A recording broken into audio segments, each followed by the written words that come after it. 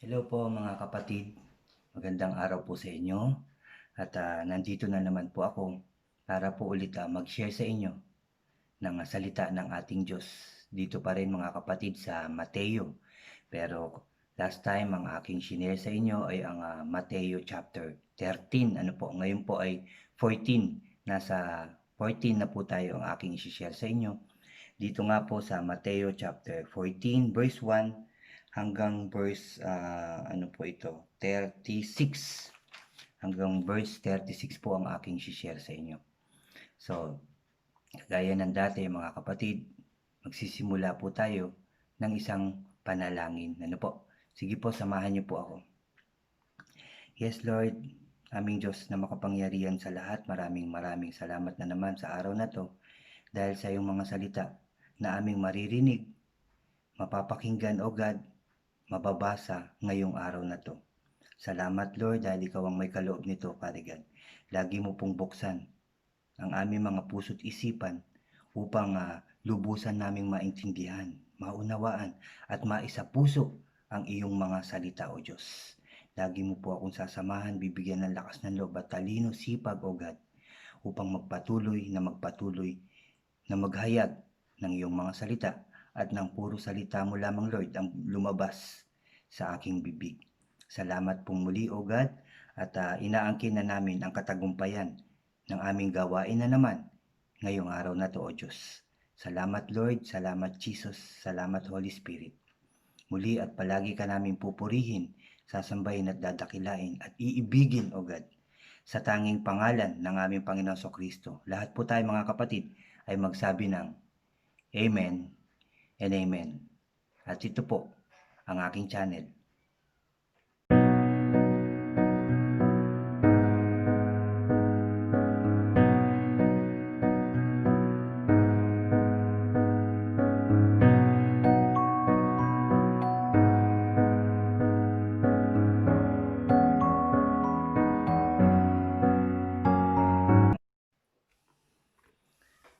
Hello po mga kapatid, chapter 14 na po tayo ng Mateo ngayong araw na to mga kapatid. Pero bago po tayo magumpisa, muli at aanyayahan ko po ang mga bago po sa aking channel na mag-subscribe po kayo. Paki-like and share nyo po ang aking mga video, ang aking mga sharing na salita ng ating Diyos. At paki-click na rin po ang notification bell para updated po kayo sa mga iba ko pang videos at mga sharing sa inyo. Salamat po kapatid, salamat po. So tayo po ay mag-uumpisa na. Dito nga po sa chapter 14 verse 1 hanggang 12 po ito na may pamagat na ang pagkamatay ni Juan na tagapagbautismo. Mababasa rin ito sa Marcos chapter 6 verse 14 hanggang 29 at Lucas verse 9 chapter 9, chapter 9 verse 7 hanggang 9 po, ano? So magumpisa na po tayo kapatid. Sabi po dito sa verse 1, ang balita tungkol kay Jesus ay nakarating kay Herodes na gobernador ng Galilea. Kaya't nasabi niya sa kanyang mga lingkod, si Juan na tagapagbautismo iyon, sabing ganyan.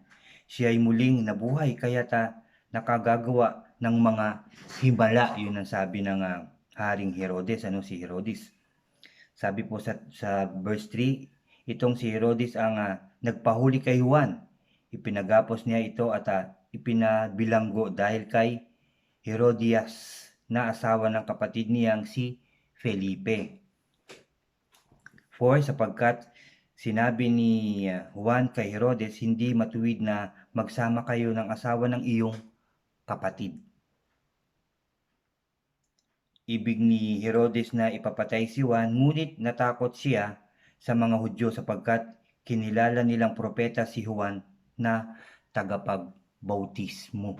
So nagalit itong si Herodes dahil sa pagsama nila ng asawa ng kanyang kapatid, ano?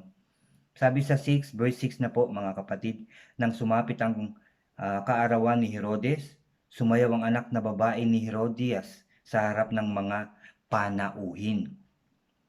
Labis na nasiyahan si Herodes kaya't sumumpas siyang kapatid, no? Ibibigay sa dalaga ang anumang hingi nito sa udyok ng kanyang ina, sinabi ng dalaga sa hari, ibigay po ninyo sa akin ngayon din sa isang pinggan ang ulo ni Juan na tagapagbautismo. Grabing kahilingan, kapatid. Sabi dito, nalungkot ang hari ngunit dahil sa kanyang pangakong narinig ng mga panauhin, inutos niyang ibigay sa dalaga ang ulo ni Juan. Sa verse 10, kaya't pinapugutan niya si Juan sa bilangguan, mga kapatid, no? Dahil lang sa kahilingan, ano? Inilagay ang ulo sa isang pinggan at ibinigay ito sa dalaga. Dinala naman ito ng dalaga sa kanyang ina. Dumating ang mga alagad ni Juan, kinuha ang kanyang bangkay at inilibing. Pagkatapos, ibinalita nila kay Jesus ang nangyari. Amen and amen. Verse 13, may pamagat po itong ang mahimalang pagpapakain sa 5,000. Alam ko pong alam niyo po ito, no? Verse 13 po ito hanggang verse 21. Muli, ang pamagat po, mga kapatid, ang mahimalang pagpapakain sa 5,000. Nang marinig ni Jesus ang pagkamatay ni Juan, sumakay siya sa isang bangka at pumunta sa isang lugar na walang tao. Ngunit nang mabalitaan naman iyon ng mga tao, sila'y naglakad papalabas sa kanilang bayan at sinundan si Jesus. Pagdating ni Jesus sa dalampasigan, nakita niya ang napakaraming tao. Nahabag siya sa kanila kaya't pinagaling niya ang mga may sakit na dala-dala nila, no? Maraming tao na sumunod pa rin, no? Siyempre, nung mabalitaan ng ating Panginoon sa Kristo, yung nangyari kay Juan Bautista, siyempre nalungkot po siya. At siguro sa pagpunta niya doon sa malayong lugar, doon sa walang tao, ay siya po ay nanalangin o mananalangin, kapatid, Sabi pa dito, ng dapit hapon ay lumapit sa kanya ang mga alagad. Sinabi nila, malapit na pong lumubog ang araw at ilang ang lugar na ito. Ilang ang lugar na yon kung nasan sila at nandun din ng mga tao. Papuntahin mo po, sabi ngayon, papuntahin mo na po ninyo sa mga kalapit na nayon ang mga tao upang makabili ng kanilang makakain, no? Sabi ng alagad kay Panginoon sa Kristo, na papuntahin na rin sa kalapit bayan upang makabili ang mga tao ng pagkain.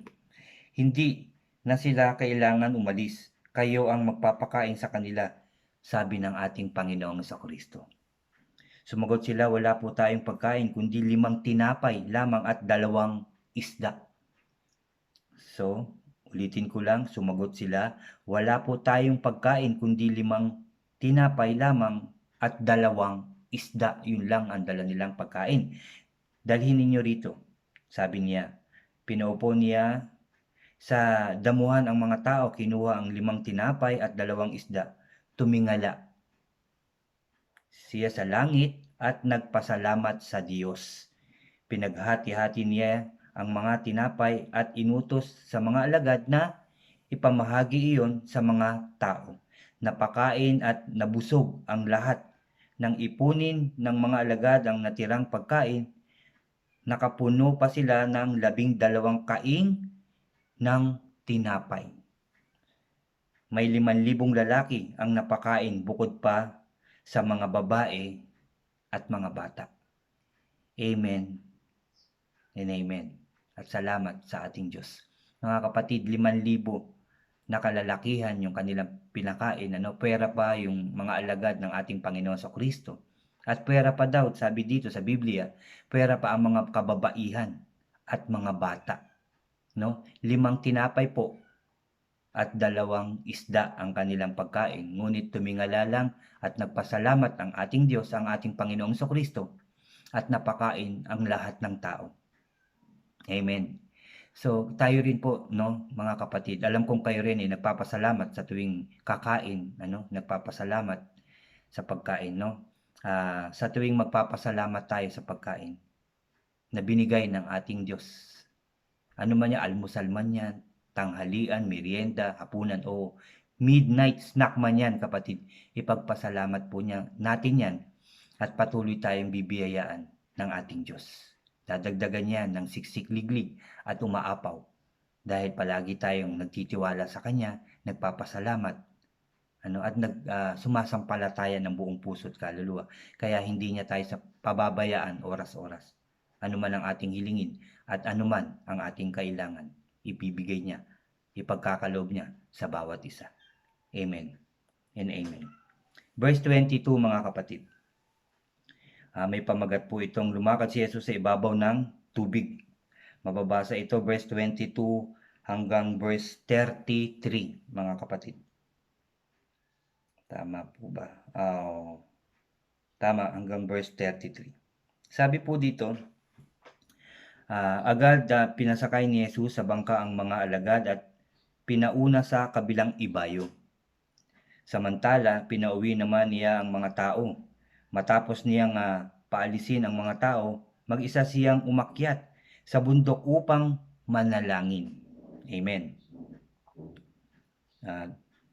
Sabi dito, nag-iisa siyang inabutan doon ng gabi, samantala ang bangka ay nasa laot na, ngunit sinalpok ito ng mga alon dahil pa salungat ito sa hangin. So sinalpok sila ng malakas na hangin dahil pa salungat, no? Yung mga alagad po ito, no?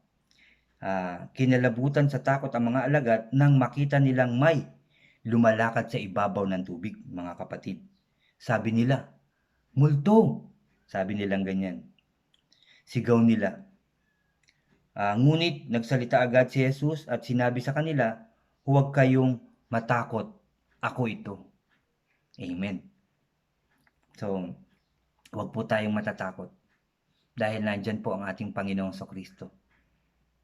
Handang sumama, umalalay, magprotekta sa bawat isa sa atin. Amen po. 28, sinabi ni Pedro, Panginoon, kung talagang ikaw nga yan, hayaan mong ako'y pumunta sa iyong kinaroroonan diyan sa ibabaw ng tubig. Sabi po yan ni Pedro, no? Ulitin ko lang, sinabi ni Pedro, Panginoon, kung talagang ikaw nga yan, hayaan mong ako'y pumunta sa iyong kinaroroonan diyan sa ibabaw ng tubig. Sumagot siya, halika. Tinawag po niya tayo, no?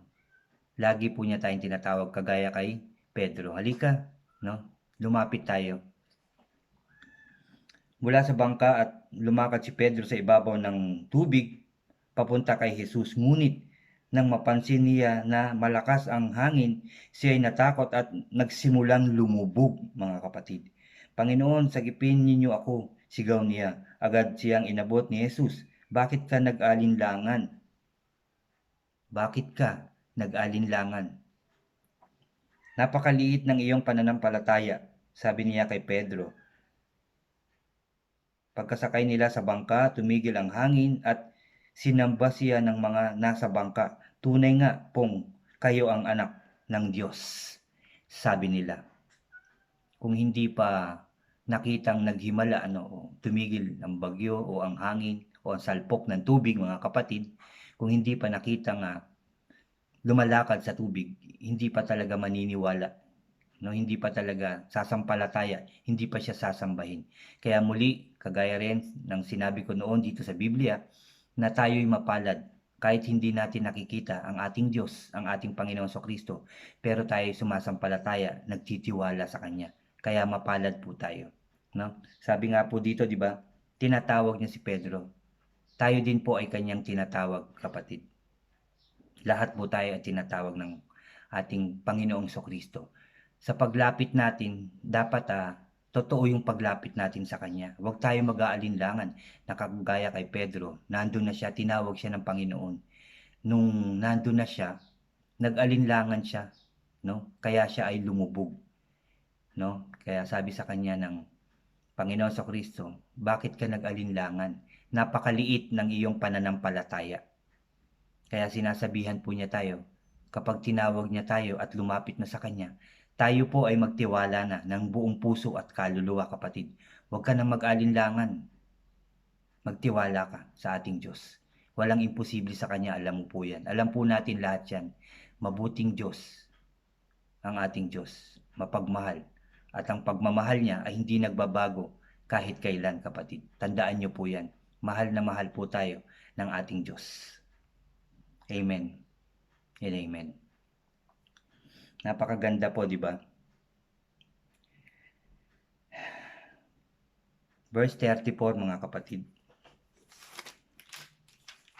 At may pamagat po itong pinagaling ni Jesus ang mga may sakit sa Genesaret, no? Verse 34 hanggang ano po ito? Hanggang 36 na po. Tumawid sila ng lawa at dumating sila sa baybayin ng Genesaret. Si Jesus ay nakilala ng mga taga roon at agad nilang ipinamalita ang kanyang pagdating. Kaya dinala ng mga tao ang lahat ng may sakit sa buong lupaing iyon. 36, mga kapatid, hiniling nila kay Jesus na hawakan man lamang ng mga may sakit ang laylayan ng kanyang damit, at ang lahat ng gumawa nito ay nagsigaling. Amen and amen. No? Yung pananampalataya na narinig nyo, no, mga kapatid, kung mababasa nyo dito sa 36, no, chapter 14 verse 36, kapatid, ng Mateo, hiniling nila kay Jesus na mahawakan man lamang ng mga may sakit ang laylayan ng kaniyang damit, at ang lahat ng gumawa nito ay nagsigaling, kapatid. So pananampalataya, true faith, no, yung kanilang talagang pananampalataya ay buo, mahawakan man lang. Nawa maging ganun tayo, kapatid. Yung totoong pananampalataya sa ating Diyos, totoong pananampalataya sa ating Panginoong Kristo. Na kapag binigay na natin, kapag hiniling na natin, kapag inilapit na natin, ipinanalangin na natin sa Kanya, ibigay na po natin ng buong puso't kaluluwa yung ating panalangin, at siya na po ang bahala sa atin. Huwag na po tayong mag-alinlangan. Huwag na tayong magduda. Huwag na tayong magdalawang isip. Dahil yun po, kapatid, ay binigay na natin sa Kanya. Binigay na po natin sa Kanya. Kaya siya na po ang bahala. Magtiwala po kayo sa nangyayari sa atin. Ibigay na po natin sa Kanya, sa ating Panginoon Kristo, yung buong puso. Kasi ang ating Diyos nakatingin sa ating puso. Tinitignan niya kung totoo ba yung paglapit mo, kung totoo ba yung pananampalataya mo, kung totoo ba yung mga suliranin mo ay ibinigay mo na sa Kanya, na hindi ka nagdududa o nagdadalawang isip. Doon po siya nakatingin. Hindi doon sa pagkilos mo na parang totoo nga pero hindi naman. Sa puso po siya tumitingin. Nakikita po niya ang totoo sa ating mga puso. Ano, kapatid? Napaka-iksi ng aking sharing, pero kagaya ng dati, siksik sa laman ang laman ng kanyang mga sinasabi. Chapter 14 verse 1 hanggang 36, mga kapatid. No, napakasiksik, no, kahapon o po yung sharing ko sa 13 ay napakahaba po, verse 1 hanggang 58 po siya. Ngayon po chapter 14 hanggang 1 hanggang 36 po. Pero siksik na siksik po ang sinasabi sa atin ng ating Diyos, ng ating Panginoong Kristo. Yung pananampalataya po na naman ang sinasabi niya sa atin. Kung kagalingan ng iyong hinihiling at pinapanalangin, tanggapin mo na ng buong puso't kaluluwa. Dahil sinabi mo na, pinagdasal mo na, ipinagpray mo na, tanggapin mo na ang kagalingan na ibinigay sa iyo ng ating Diyos. Amen. Kung ano pa man, no, kalungkutan man ang yung suliranin ngayon at ipinanalangin mo na, tanggapin mo na yun. Magiging maayos na ang lahat. No, kung kaguluhan man sa pamilya, ano po, ipinanalangin mo na, aayusin na yan ng ating Panginoon Kristo. Ano man klaseng problema, kapatid, ano man klaseng suliranin, isipin o pagsubok yan, manampalataya ka lang na aayusin niya ng ating Diyos. At yan ay kanyang ibibigay sa iyo. Ngayon na mismo, kapatid, tanggapin mo na yan. Claim it and receive it, kapatid. In Jesus' name, maayos na ang lahat. Pinagaling ka na ng ating Diyos. Bibigyan ka na ulit ng maayos na buhay, masayang buhay, tahimik, maunlad, masagana, at tagumpay na pamumuhay dahil yan ay inilapit mo na sa ating Diyos. Amen and amen. No? Ulitin ko lang mga kapatid, no, dito sa 28, no, talaga napakaganda ulitin ang salita ng ating Diyos.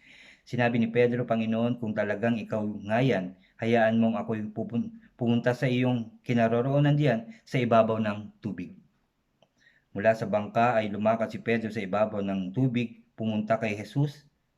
Ngunit nang mapansin niya na malakas ang hangin, siya ay natakot at nagsimulang lumubog, no? Lumapit ka na alam mo na no, na nandun ang Panginoon sa Kristo, pero sinubok mo, pero tinawag ka pa rin niya, kapatid. Kahit na sinubok dito, no, kung ikaw talaga yan, kasi lumalakad na nga nakita mo na, di ba, sa ibabaw ng tubig, kung ikaw nga yan, lalapit ako sa'yo.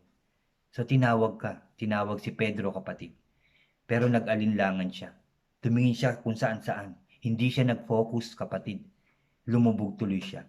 Pero kung tayo ay magfo-focus lamang sa ating Diyos, yung panalangin na ibinigay mo talagang nakafocus ka na, aayusin na yan nasa Diyos na. Dapat hindi ka na nag-aalinlangan. Dapat ganun po ang ating puso at kaluluwa. Totoong pananampalataya, walang alinlangan. Walang dalawang pag-iisip dapat, kapatid. Buong puso at kaluluwa, yan ang hinihiling sa iyo ng ating Diyos. Yan ang hinihiling ng Diyos sa ating lahat. Buong puso at kaluluwa, yung totoong pananampalataya at pag-ibig sa Kanya.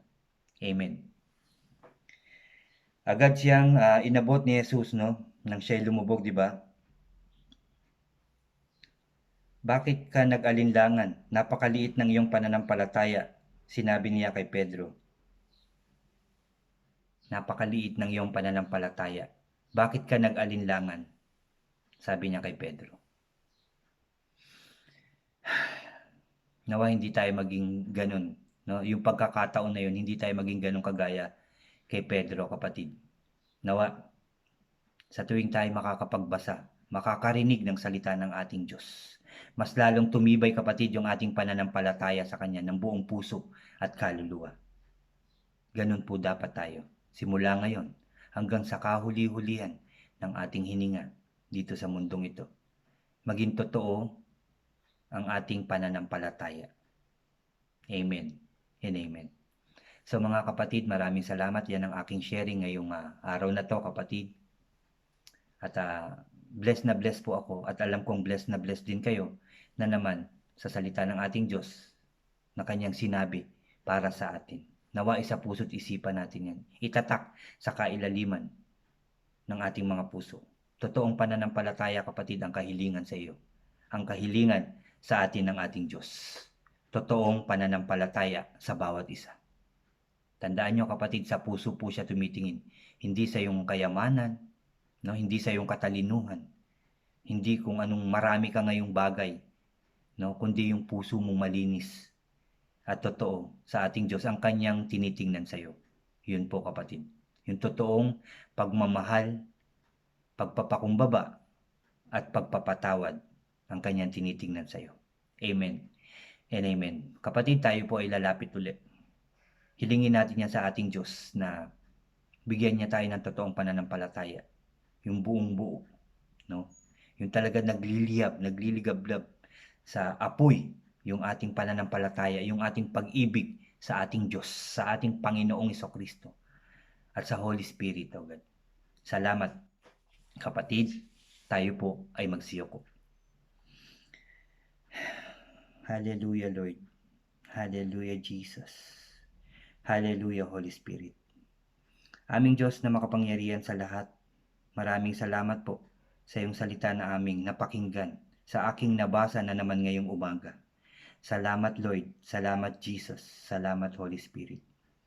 Lord, bigyan mo nga kami ng totoong pananampalataya na iyong kahilingan sa bawat isa. Yung totoong totoo, Father God. Totoong pag-ibig sa iyo at sa bawat isa. Yung totoong pagpapakumbaba, O God.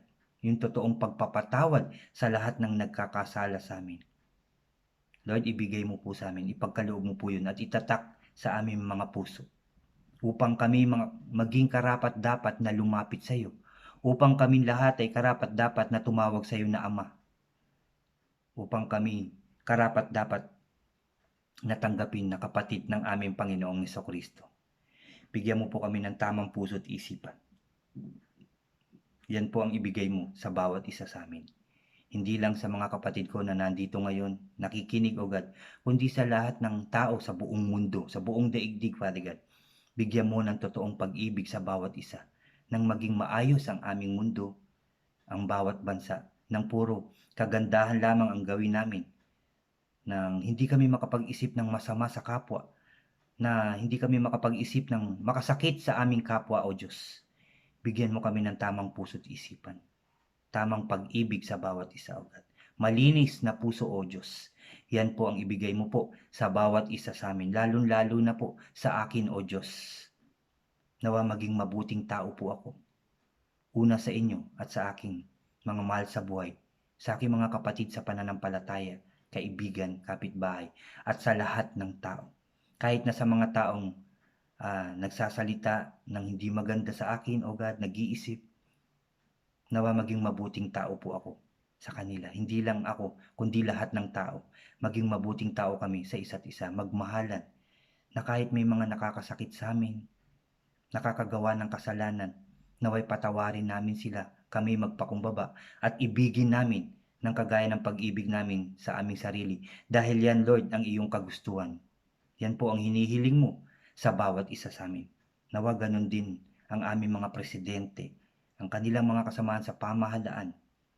Lord, maging ganun ang puso, maging tamang puso at isipan, mapagmahal sa kapwa, mapagpatawad at mapagkumbaba. Lalong-lalo na, Lord, kami maging makadiyos, maging malapit na malapit sa inyo, O God. At lahat ng tao, I pray, Father God, na magbalik loob sa iyo. Thank you, Lord, sa pagkakataong yan ay binibigay mo sa amin, O God. Salamat po. Salamat, Lord, sa mga blessings pa rin na ipagkakaloob mo po sa amin. Blessings after blessings na ipinagkakaloob mo sa amin araw-araw. Salamat, Lord, sa pagkain na nagbibigay kalakasan, kagalingan sa bawat isa. Salamat sa pagpapagaling mo sa lahat ng may karamdaman ngayon, Father God.